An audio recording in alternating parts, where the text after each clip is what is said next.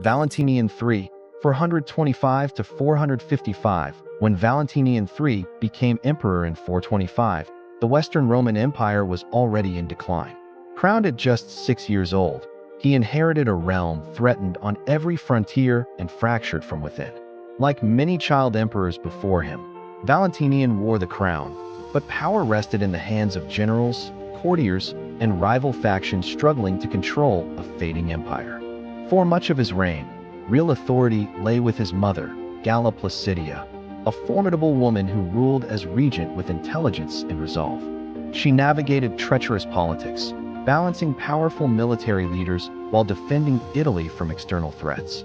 Under her guidance, the empire survived, but only barely. The greatest figure of Valentinian's reign was Flavius Aetius, the last great Roman general.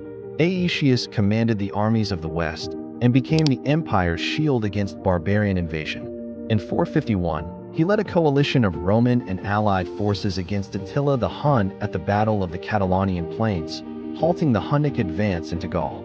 Though not a decisive victory, it preserved what remained of Roman authority in the West. Valentinian, however, feared Aetius' power. Court intrigue and insecurity poisoned their relationship. In a moment that sealed his fate, the emperor personally murdered Aetius in 454, striking him down with his own hands. One observer remarked that Valentinian had cut off his right hand with his left. The consequences were swift and fatal.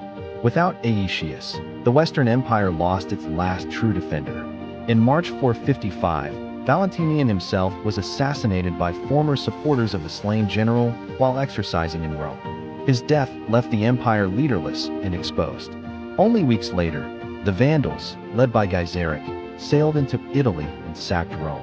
The city that once ruled the world stood defenseless, stripped of wealth and dignity. Valentinian III ruled for 30 years, longer than most Western emperors of his age, yet his reign marked the final unraveling of imperial power.